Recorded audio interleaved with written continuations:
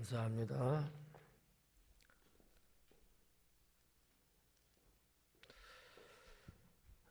오늘은 옛것과 새것이라는 제목으로 강해를 하겠습니다. 오늘도 아침마당 한번 할까요? 좋을 것 같잖아요.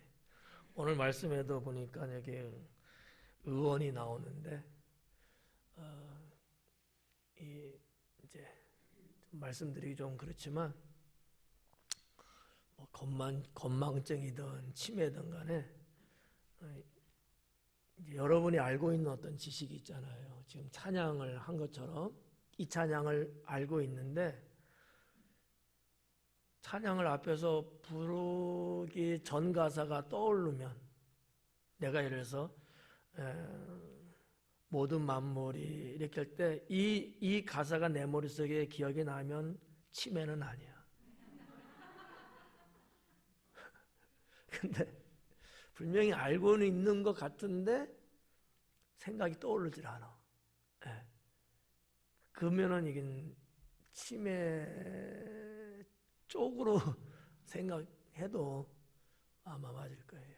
그러니까 한번 젊은 사람들을 하는 거야. 젊은 사람들. 요즘 젊은 사람 치매가 많아진대요. 또 하나는 이제 힘들면 하지 않아도 돼요. 팔이 이렇게 올라가나 봐봐. 이렇게 말고 이렇게. 그렇죠. 건강을 하시네. 예. 그러면 옆으로. 예. 다 되시네. 제일 이제 씹는 거 하나. 뒤로 얼만큼 올라가? 뒤로 이렇게 뒤쪽으로. 야, 이종순 권사하고 이하순 집사님 많이 올라가시네. 이게 많이 올라가야 돼. 이게 한 90도 올라간다는데 저도 안 올라가. 서갖고 올려야 되거든. 이렇게 말고. 서갖고. 예. 많이 올라가시네. 예. 김학순 집사님도 많이 올라가네. 이게 이제 자꾸 나이 먹으면 제가 아까 보니까 다들 할머니가 돼가더라고. 여기 젊은 할머니들 많잖아. 근데 보니까 진짜 할머니야. 그래서 우리의 환경은 이제 그런데 건강을 좀 챙기는 게 중요하지 않을까. 건강 오장육부 이 속에 있는 건강은 많이 생각들 해요. 근데 이제 바깥에 있는 육체적인 건강 이게 건강하지 못하면 어디 다니지도 못해요. 그래서 그냥 여러분들이 평소에도 이 팔다리 운동 같은 거는 하면 좋지 않겠는가. 거기에 비해서 우리 율동하시는 분들은 문제 없을 것 같더라고. 아주 그냥 오만 가지 그냥 다 막 움직여 사방팔방으로 막 움직여갖고 제가 율동하는 연습을 보니까 괜찮겠더라고. 그래서 자, 아무튼 여러분 건강들 하시고요.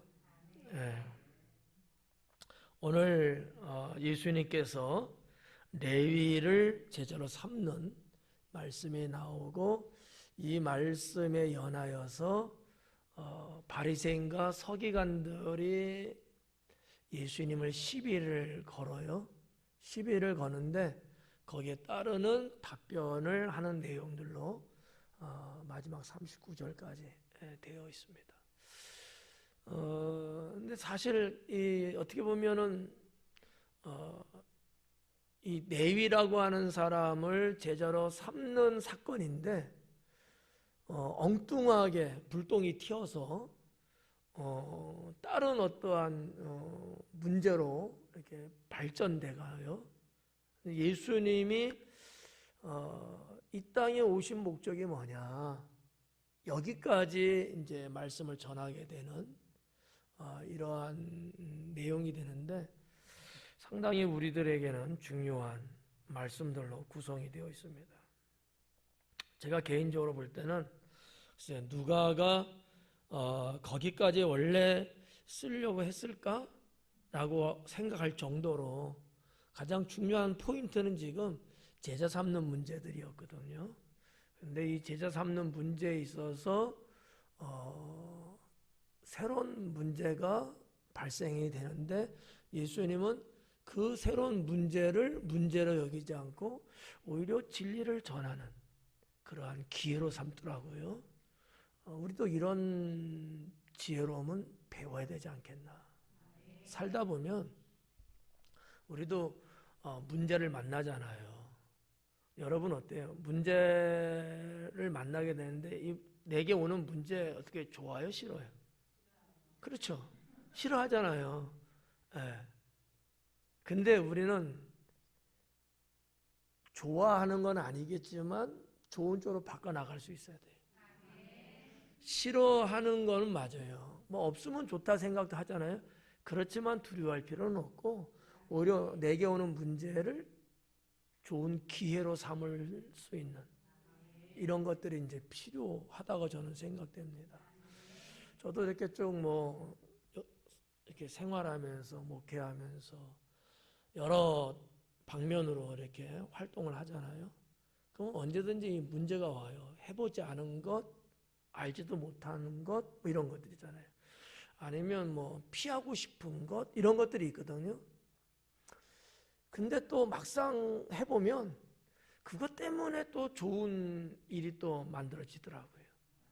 좋은 사람, 예상치도 못했던 좋은 사람도 만나는 경우도 있고 또 좋은 경험이 돼서 어떻게 보면 지금 나한테 찾아온 문제, 이 문제를 해결하는 이런 것들이 차후에 오는 큰 문제를 쉽게 해결할 수 있는 어떤 발판 정도 되는 경우가 있어요.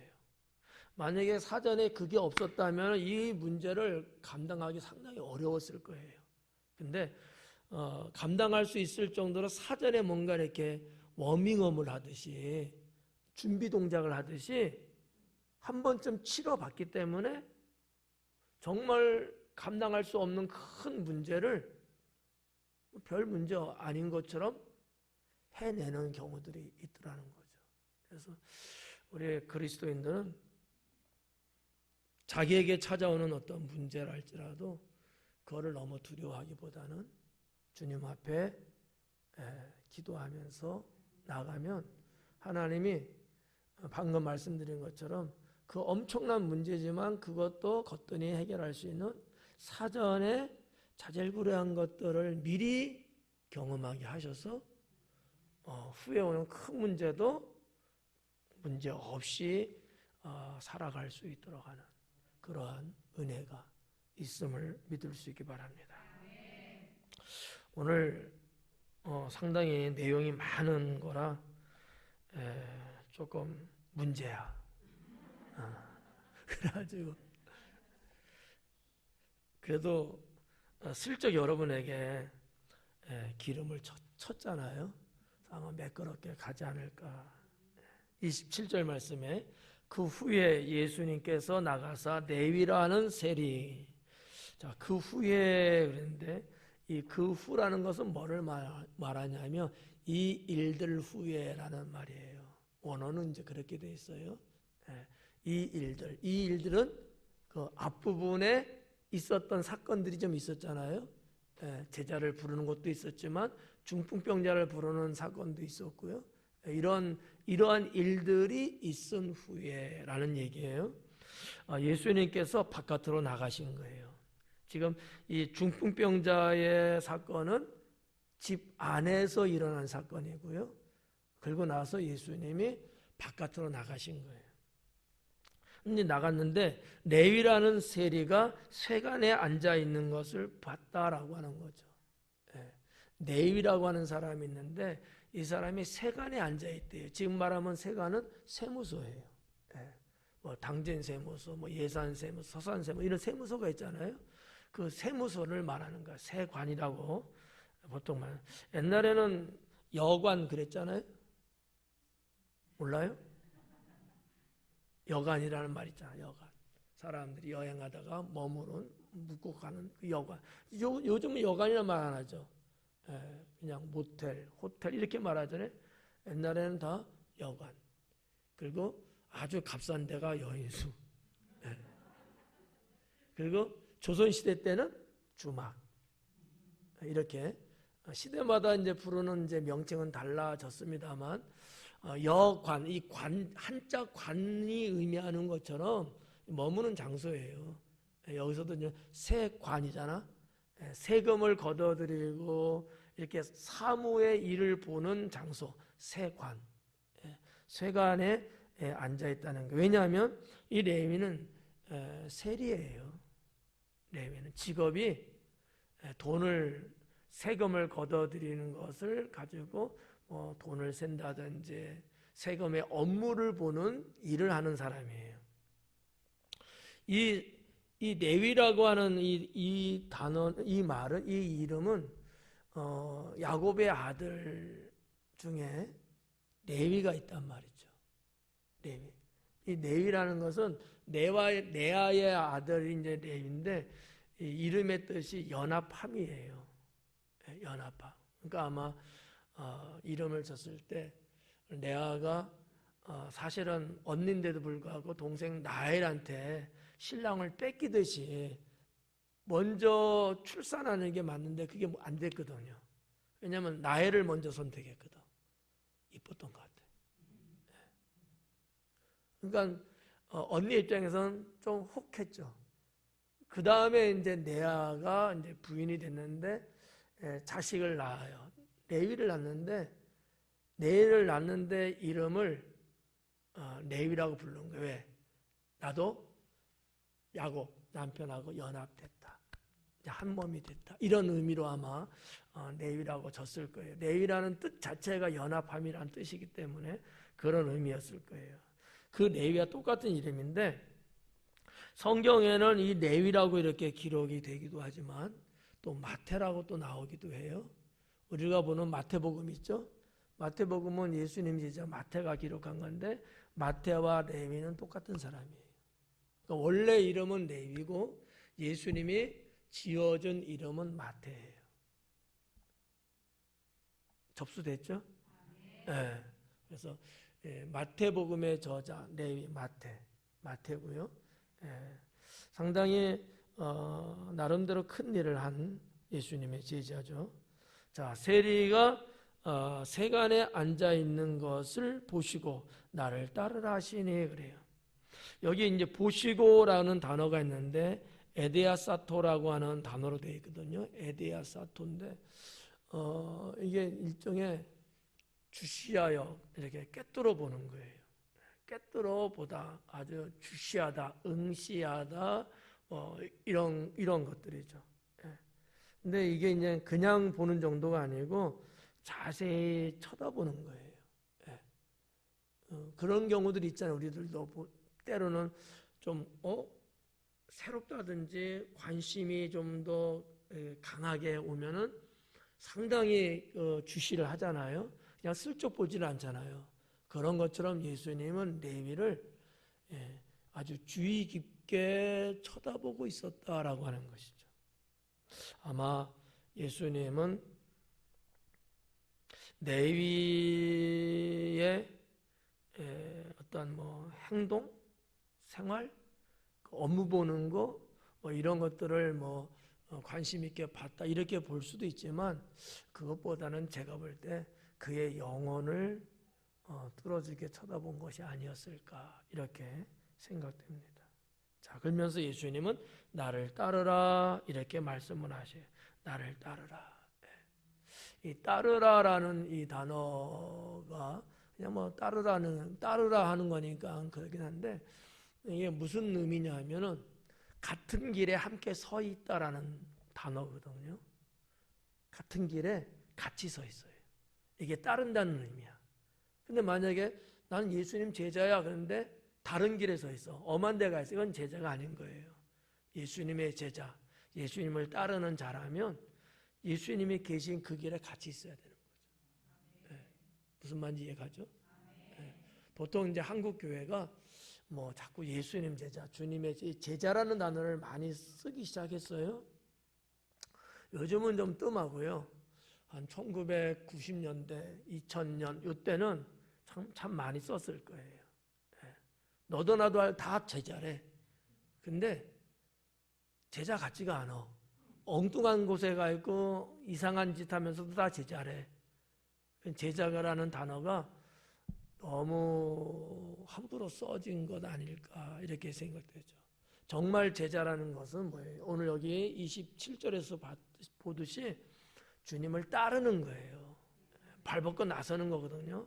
근데 거기에 플러스 뭐가 있냐면 주님 계신 곳에 항상 있어야 되는 거예요. 예. 여러분 예를 들어서 나는 한승 목사님 제자 이렇게 말하려면 이 비싼 거야. 예. 그러면 제가 있는 곳에 같이 있어야 돼. 예. 같이 있다는 얘기가 현상적인 가치 있는 것도 있겠지만 그 의미보다는 더 어떤 의미가 있어요? 같은 마음을 갖고 있고 같은 뜻을 새기고 있고 이런 얘기거든요. 예. 나는 이러한 신앙을 갖고 가는데 내 제자라면서 다른 신앙을 갖고 하나님 믿는다? 그러면 제자가 아닌 거거든요. 내 생각과 같은 생각, 내 마음과 같은 마음, 내 목표와 같은 목표를 갖고 같이 움직일 때 제자라고 말할 수 있는 거거든요.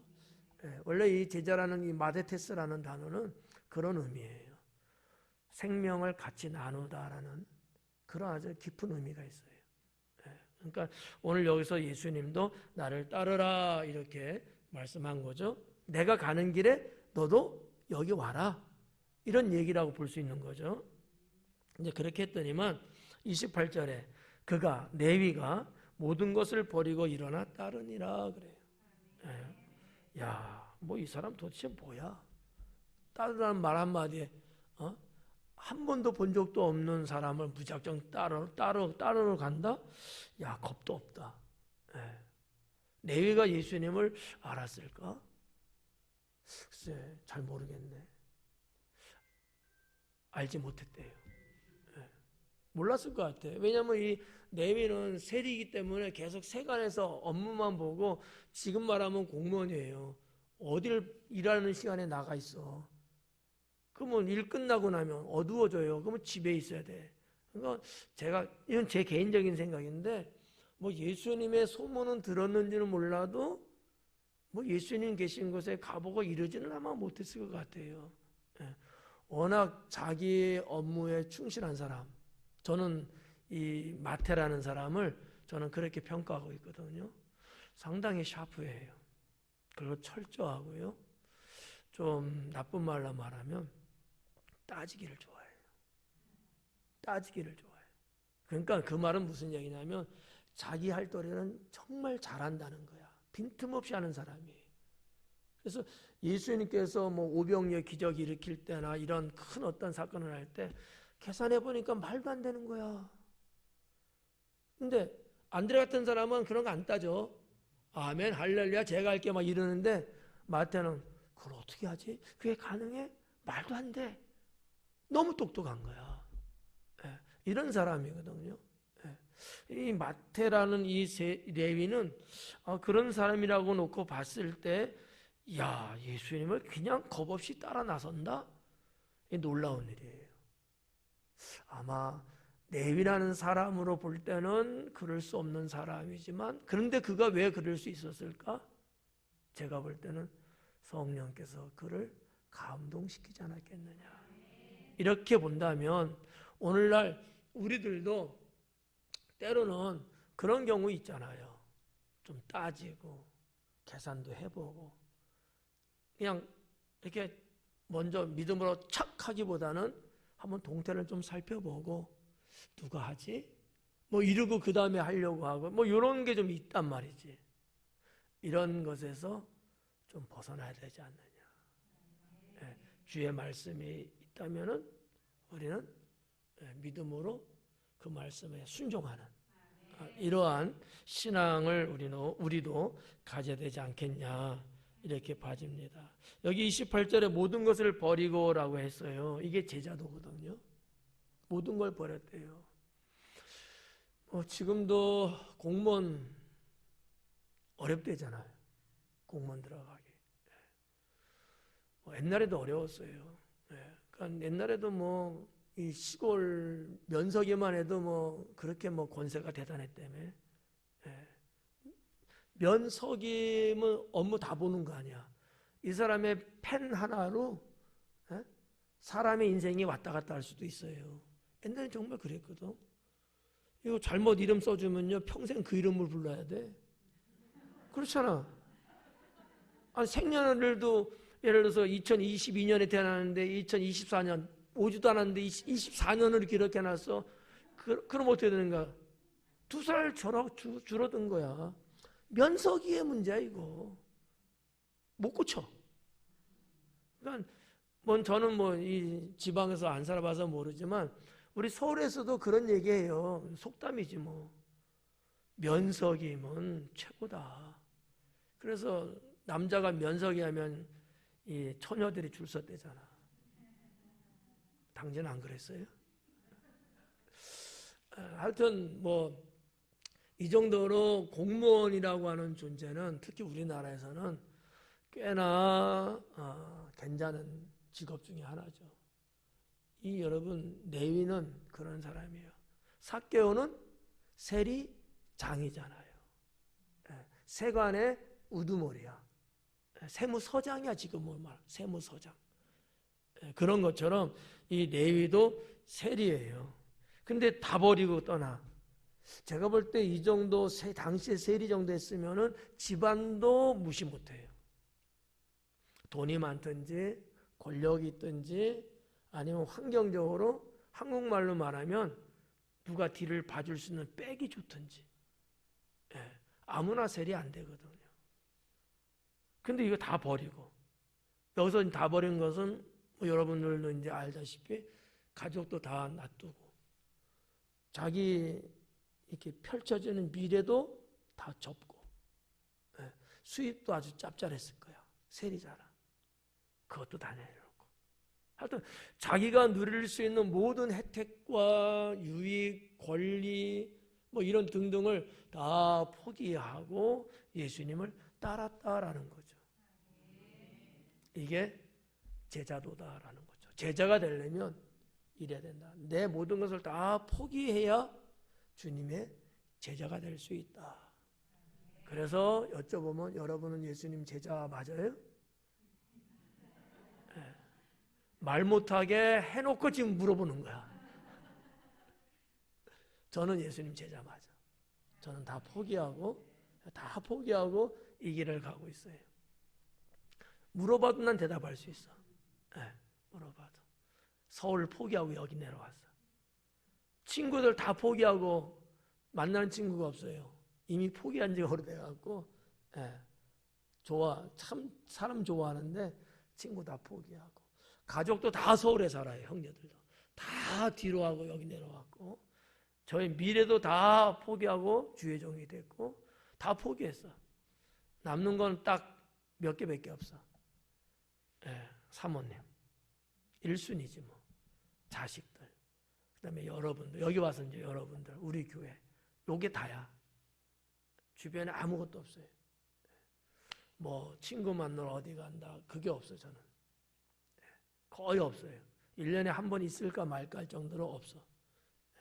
다 내려놓는 거예요. 내려놓지 않으면 이 길을 가기가 어렵죠.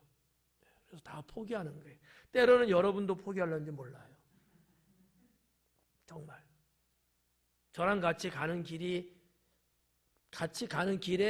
있지 않는다면 할 수 없이 저는 포기해야 돼요. 여러분도. 여러분이 제가 가는 그 길에 있어야 같이 가는 거지 다른 길에 있으면 같이 못 가죠. 그건 포기해야 돼요. 그래서 하여튼 제자도가 뭐냐? 다 내려놓는 거예요. 다 포기하는 거예요. 자, 29절에 레위가 예수님을 위하여 자기 집에서 큰 잔치를 했다 그래요. 그러니까 이분은 돈도 좀 있었나 봐. 큰 잔치 벌렸대요. 별로 공감도 못하는 것 같은데 큰 잔치를 안 벌려봐서 모르죠. 예수님을 영접하고 나서 바로 큰 잔치를 딱 연 거야. 이게 쉬운 게 아니에요. 왜냐하면 큰 잔치를 벌려면 거기에 수고하는 일손도 많이 필요하고 이 큰 잔치예요. 그냥 우리끼리 몇 명이 먹는 게 아니에요. 지금 여기 내용에도 보지만 세리와 다른 많은 사람들을 다 초대했거든요. 엄청난 잔치예요. 그 뭐래? 이 돈도 안 돼. 그 잔치 비용 가지고 있으면서 내가 두고두고 누구 써야지. 근데 예수님을 만나고 예수님의 제자로 내가 발탁됐다는 것에 대한 기쁨과 감사겠지. 그러니까 이 레위는 이런 여러 가지 습성을 볼 때 사람이 상당히 도덕적으로도 예의가 바르고 도리도 사람으로서의 도리도 준행할 줄도 알고 배움도 꽤나 있었던 사람 같아요. 이런 여러 가지를 보면 일반 사람들은 이렇게 못하거든요. 생각조차 못해요. 근데 그 정도의 집안의 배경도 있기 때문에 아마 이런 부분도 선뜻 할 수 있지 않았을까. 비용도 꽤 많이 나왔을 거예요. 한 300만 원 정도는 아마. 예. 여러분 갑자기 300만 원 있어요? 없잖아. 그러니까 하여튼 이런 그 누가의 상세한 기록 이런 걸 보면서 레위는 어느 정도 수준의 사람이구나. 그럼에도 불구하고 그 모든 걸 다 포기하고 예수님을 따르는 제자가 됐다. 이거는 정말 귀하게 살만한 거예요. 우리는 뭐를 배워야 돼요? 우리도 그럴 수 있어야 된다는 거죠. 우리도 내가 볼 때 귀하고 없어서는 안 되고 이런 것일지라도 주를 위해서는 포기할 줄도 알아야 된다. 그게 신앙이다라고 하는 거예요. 그게 신앙이다. 그래서 이제 큰 잔치를 벌렸대요. 큰 잔치. 예수님을 위해서 자기 집에서 큰 잔치. 예수님을 위해서 했는데 왜 많은 사람이 왔어? 예수님만 드시면 되지. 그렇잖아요. 근데 아마 레위는 이 날을 기념하고 싶었던 것 같아요. 유대인들의 문화라고 할까요? 관습이라고 할까? 그거는 뭐가 있냐면 우리나라도 뭐 그럴 수 있어요. 어떤 엄청난 어떤 자기 인생에 기념할 만한 일이 있으면은 이렇게 큰 잔치를 벌렸다는 거거든요. 그러니까 레위는 그런 마음이었을 것 같아. 예수님이 나를 불렀고 내가 예수님을 따르기로 작정했잖아요. 이거를 기념하고 싶었던 거야. 예수님하고 나하고 둘만 쏙쏙쏙해서 오케이 알았어요. 이게 아니고 사람들에게 다 알리고 싶었던 거지. 저는 여러분이 안 부르더라고. 우리 이렇게 만났는데 이런 유대민들의 근데 이건 사실 유대민족뿐만 아니고 전 세계적으로 보면 그런 국가들이 좀 있어요. 우리나라도 있나? 여러분 알기에 있어요? 있는 것 같기도 하고 없는 것 같기도 하고 아무튼 이런 거 좋은 것 같아요. 우리나라도 잔치를 말하면 아마 좀 위쪽에 있지 않을까? 한국 사람들 잔치 벌리는 거 좋아하는 것 같은데 변사또가 춘향이 때문에 잔치 몰라요? 잔치 벌릴 때는 크게 연회석을 쫙 풍악을 울려라 뭐 이렇게 해갖고 왜냐하면 예쁜 처자를 이렇게 자기 아내로 삼으려고 하는 그런 거. 한국 사회에도 옛날에는 이런 잔치들 많이 했죠. 결혼해도 잔치들 하잖아요. 이런 것처럼 유대 민족들도 이런 부분인데 그냥 잔치가 아니고 기념하고 싶은 잔치. 기념하고 싶은 잔치. 이러한 유대인들의 문화를 조금 들여다볼 수 있는 내용들이고요. 자, 큰 잔치를 하니 세리와 다른 사람이 많이 함께 앉아 있는지라 그래요. 세리하고 다른 사람. 이 세리는 그러면 같이 동료들이죠. 레위도 세리니까 동료들하고 여기 보니까 그들뿐만 아니라 다른 사람도 많이 왔대요. 야, 다른 사람은 누군지는 몰라. 근데 밑에 보니까 죄인들이라 그래. 누가? 바리새인과 서기관이 볼 때에 세리도 죄인인데 많은 사람이라고 기록되어 있는 그들이 누구냐? 바리새인과 서기관이 볼 때는 죄인들이었던 거야. 그러면 이 바리새인과 서기관들이 그 당시에 죄인이라고 불렀던 사람들이 도대체 어떤 유형의 사람들일까? 이거 추적해 보면 어느 정도 대충 나오거든요. 세리는 맞아요. 그 다음에 창녀가 죄인이었어요. 그 다음에 이방인들이 죄인이었고요. 네. 대체적으로 이렇게 이제 죄인이었단 말이죠. 그러면 레위가 세리에 앉아 있어요. 그러면 세리라고 하는 다른 동료들도 있는데 지금 로마의 속박 속에 있는 이스라엘이에요. 로마가 지배하고 있잖아요, 그 사회를. 그러면 아마 이방인들 같은 그 군인, 로마 군인들 있잖아요. 군인들. 아마 이런 같은 공무원 계통에 있는 사람들, 그런 사람들이 아마 여기 또 포함되지 않았겠는가, 이렇게 예측해 볼 수 있습니다. 자, 아무튼 그 유대인들이, 특히 유대인 중에서도 바리새인들이 이렇게 지목하는 죄인들은 그런 유형의 사람들이었다라는 거죠. 근데 유대인에게는 죄인이라는 말을 안 하는데 유대인일지라도 이방인들처럼 살아가면 죄인이라고 그랬어요. 그런 부류의 사람들이 여기 잔치에 온 것이 아니겠는가라고 볼 수 있다는 거죠. 자, 그런데 저는 여기에서 레위의 인간관계를 한번 들여다볼 수 있지 않을까라는 거죠. 인간관계가 안 좋으면 청에도 안 가요. 또 우리나라는 그냥 뭐 언제 어디에 뭐 누구 결혼식 때면 너나 할 거 다 가잖아. 초청 안 받아도. 유대인들은 아니에요. 초청된 자만 가거든요. 서양도 그렇잖아요. 초청된 사람만 가요. 결혼식도 초청된 사람만 가고 장례식도 초청된 사람만 가요. 아무나 안 가. 가족이라도 초청이 명단이 없으면 못 가요. 유대인들도 초청 한 사람 가는 거거든요. 그러면 누구를 초청하겠어요? 신분이 있고 뭔가 관계가 좋고 이런 사람 초청할 거 아니에요. 그런데 세리 동료들도 갔다는 거야. 무슨 얘기예요? 그러면 레위는 동료들하고의 관계도 좋았다라는 얘기지. 인간관계가 좋았던 거예요. 사람이 그 정도로 됐다는 거죠.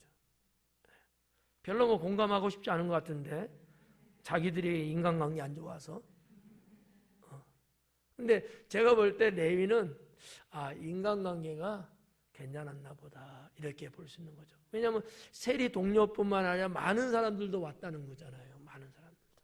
다양한 직군의 직업을 갖고 있는 다양한 사람들도 왔다고 볼 수 있는데 그만큼 그 사회에서 괜찮았던 것 같아요. 비교 한번 해보자. 비교. 자, 아까도 말씀드렸죠. 세리장 누구? 2초 지났어. 바로 나와야지. 세리장 누구? 그럼 이렇게 나와야지. 자, 삭개오하고 레위하고 한번 보자고요. 삭개오는 그 당시에 유대 사람들이 좋아했어요? 싫어했어요? 레위는 어땠어요? 그렇게 말해야 돼. 사람들이 몰려오잖아. 싫은데 오겠어요? 삭개오는요, 사람들이 다 싫다가 멀어졌어요. 레위는 아니에요. 왔다고요. 같은 세리예요. 같은 세리야. 그러면 유대인들에게 있어서 세리는요, 다 돌로 쳐 죽일 놈들이야. 세금 걷어들이고 로마 정부에다가 자기들의 피를 빨아갖고 주는 직업이거든요. 자, 그런데 불구하고 레위는 아니었던 것 같아요. 그러니까 삭개오가 들으면 싫어하겠지만 삭개오는 못된 짓을 한 것 같아. 백성들한테 세금을 더 걷어들여갖고 자기 주머니 막 채우고 부자가 된 거야. 근데 레위는 그러진 않았던 것 같아. 왜? 주변 유대 백성 사람들이 싫으면 안 올 텐데 잔치 안 되니까 막 왔거든요. 이런 내용을 볼 때에 레위의 인간관계, 사회성은 어땠을까? 그의 인성은 뭘까? 이런 부분들을 조금 생각해 볼 수 있다고 저는 생각합니다. 에이, 별로 은혜가 안 됐나 보다. 아멘도 안 하고 그냥 괜히 했어. 시간만 갔잖아. 30절 오늘 다 못 가요. 30절에 내 바리새인과 그들의 서기관들이 그 제자들을 비방하여 이르되 너희가 어찌하여 세리와 죄인과 함께 먹고 마시느냐 그래. 자, 바리새인과 그들의 서기관. 서기관들도 사실은 다들 뭐 거의 다가 바리새인들이에요. 서기관이라는 것은 어떤 일을 하느냐라고 하는 뭐 직업이라고 해야 될까? 그 어떠한 하는 일에 대한 명칭이에요. 서기관은. 바리새인은 어떠한 정신적인 분리예요. 신앙적인 분리죠. 지난주에 말씀드렸죠. 바리새라는 게 뭐냐? 분리하다라는 뜻을 갖고 있는 거다. 이런 거죠. 그러니까 바리새인과 사두개인. 이 종교적이기도 하고 정치적이기도 하고 이런 성향에 따라 분리한 거예요. 직업은 아니고. 그러니까 바리새인이면서도 서기관인 사람들인 거예요. 그래서 누가는 뭐라고 그랬냐면 바리새인과 그들의 서기관들 이렇게 말했거든요. 그들의 서기. 여기서 말하는 그들은 바리새인. 바리새인인데 직업은 서기관이야. 하는 일은. 그들이 그 제자들을 비방하여 이르되 비방했대. 이 비방하다라는 단어가 공기조라는 헬라어예요. 이게 무슨 얘기냐면 이런 거야. 그냥 조그마한 소리로 그냥 쫑알쫑알 하면서 뭐야 도대체 뭐야 이렇게 이제 말하는 거야. 여기 이제 공기조라는 단어가 갖고 있는 의미인데 비방이라는 단어로 번역을 했어요. 그러니까 그 밑에도 나오지만은 아니 어떻게 세리하고 죄인들하고 같이 먹을 수 있는 거야. 그렇잖아. 이렇게 자기들끼리 쏙닥쏙닥 이런 모습을 지금 누가가 공기조라는 단어로 했는데 번역은 그냥 비방하다라고만 해놓은 거야. 그러니까 비방하다 하면 야! 막 이렇게 할 거 아니야. 그게 아닌 거예요, 사실은. 자기끼리 속닥속닥 하면서 막 남을 헐뜯고 막 이런 뭔가 잘못됐다고 막 지적질하고 막 이런 소리를 조그맣게 자기네끼리만 하는 그런 상태. 그걸 말하는 거예요. 그렇게 하여 이르되 내용이 뭐냐? 너희가 어찌하여 세리와 죄인과 함께 먹고 마시느냐? 이렇게 말하고 있는 거예요, 지금. 구분가요? 네. 자, 여기 함께 먹고 마신다라는 표현을 누가가 이제 썼는데 유대인들의 여기도 이것도 역시 문화예요. 서로 함께 먹고 마시잖아요. 잔치니까 그러기도 하지만은 보통적으로 모르는 사람하고 같이 먹고 마셔, 같이 음식을 나눈다는 얘기예요.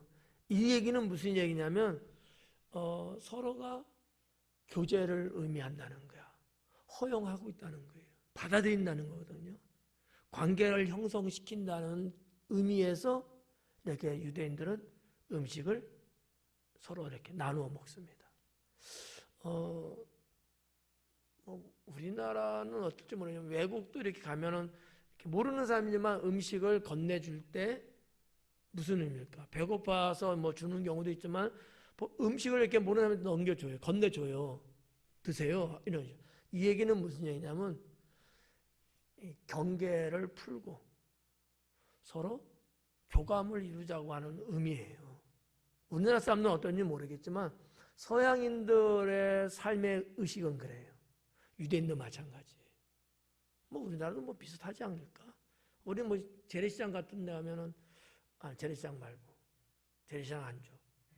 마트 같은 데 가면은 시식코너 있어가지고 먹어보세요. 아유 됐어요. 아유 먹어보세요. 막 이러잖아.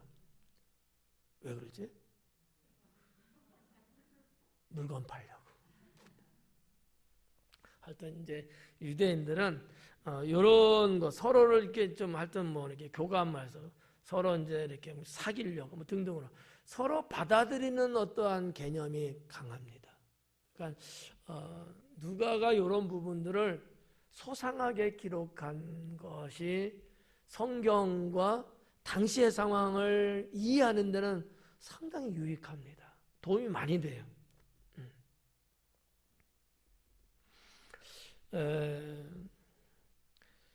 자, 그럼 31절 한번 볼까요?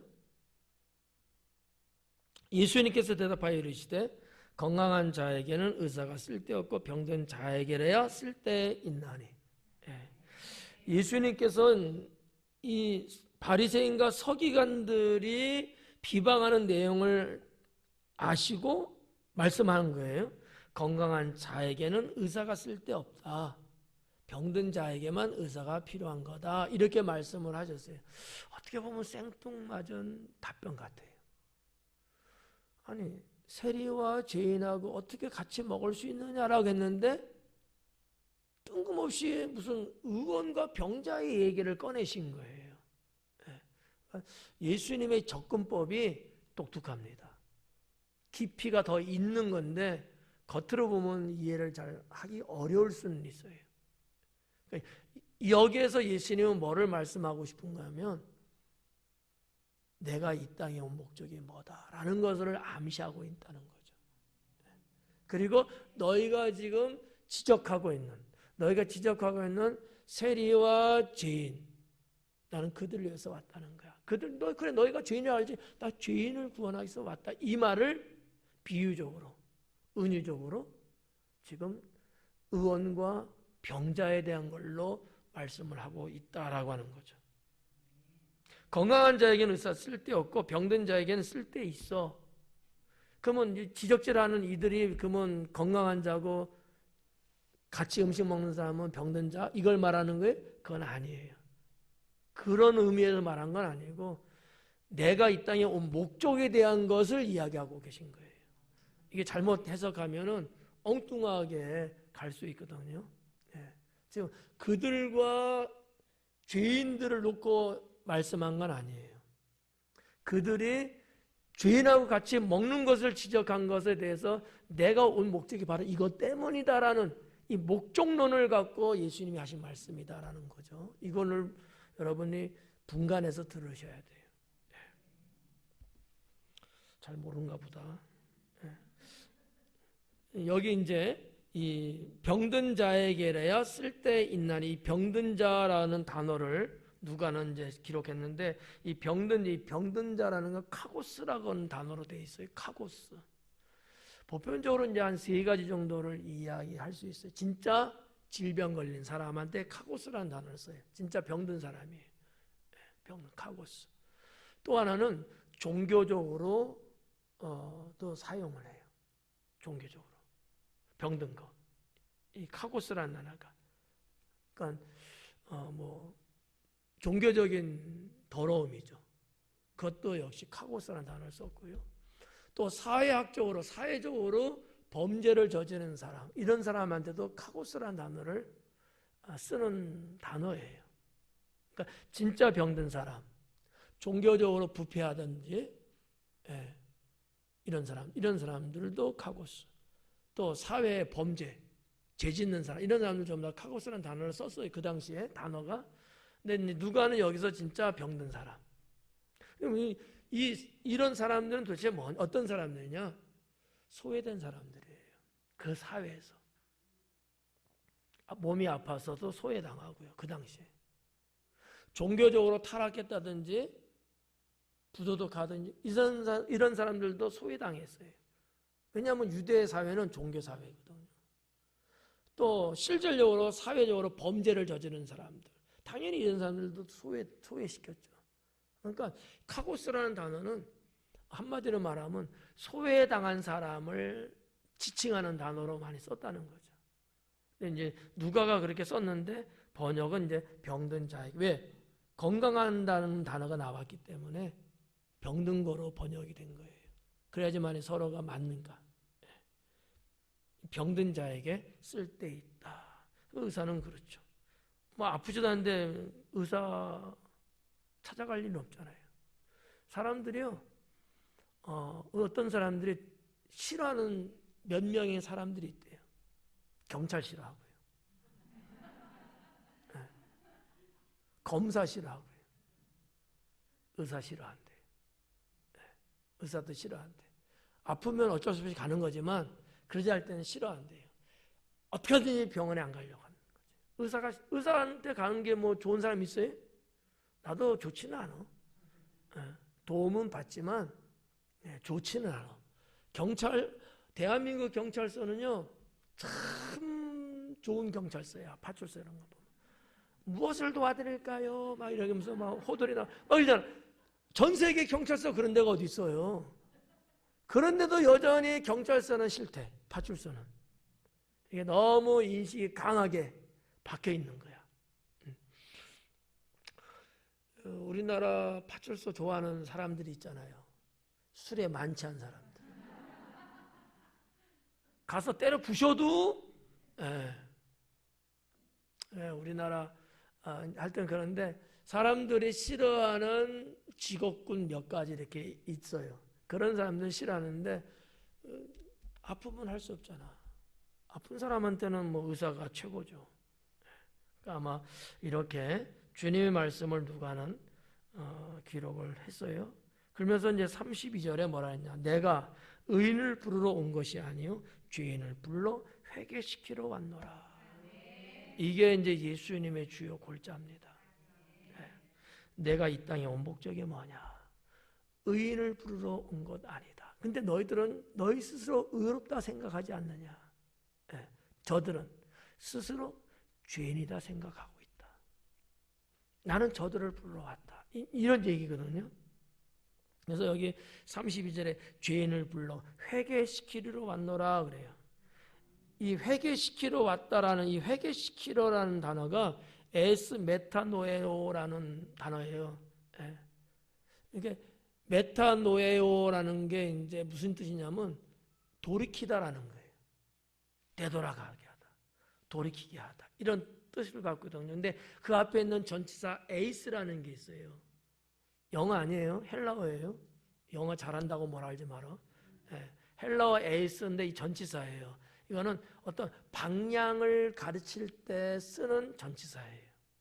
그러니까 지금 이 죄인이라고 불러주는 이 사람들, 자 하나님을 떠나서 죄된 삶을 산다고 쳐요. 그들을 돌이키게 하는 거야. 방향의 전치사가 앞에 붙었죠.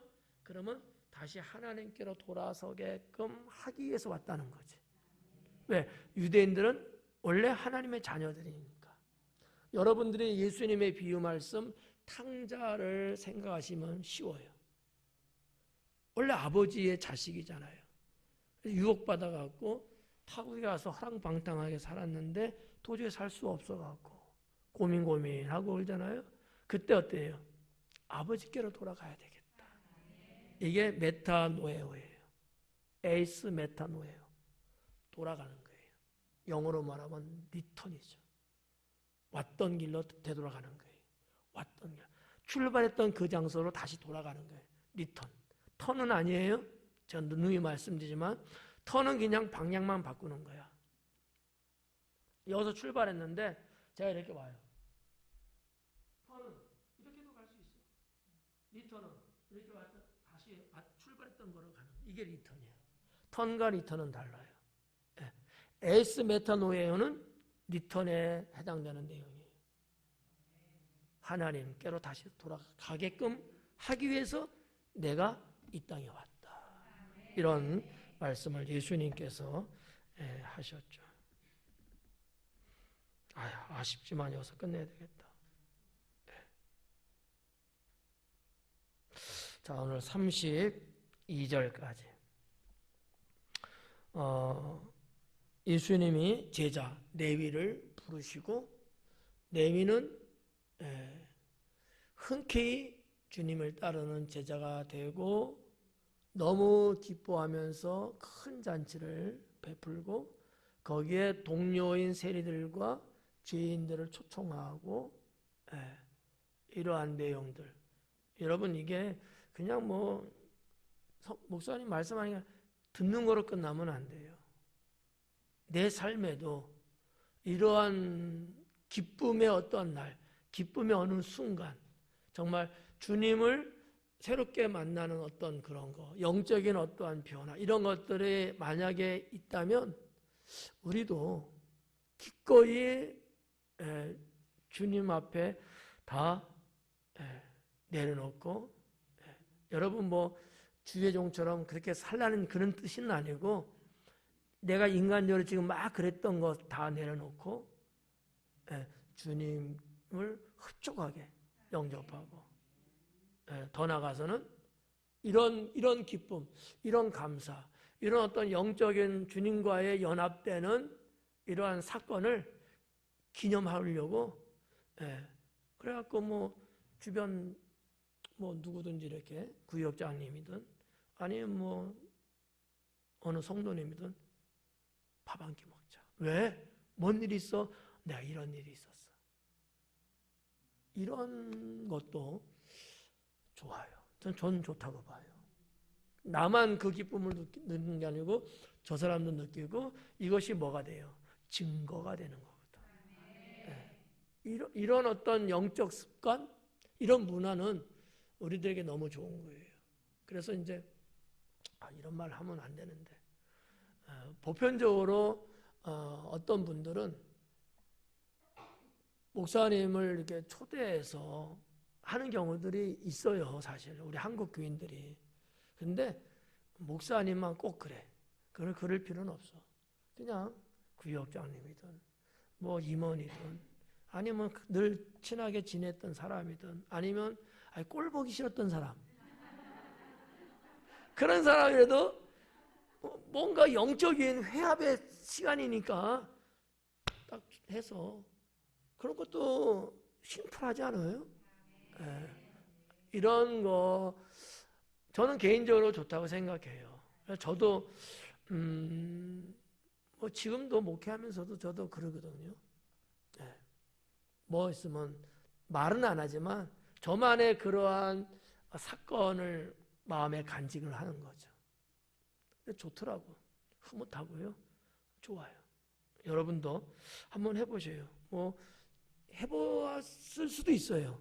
없는 건 아니야. 있긴 있었는데 이러한 말씀하고 접목하면서 이제 해보면은 뭔가 또 달라, 기분이. 끝. 기도하겠습니다.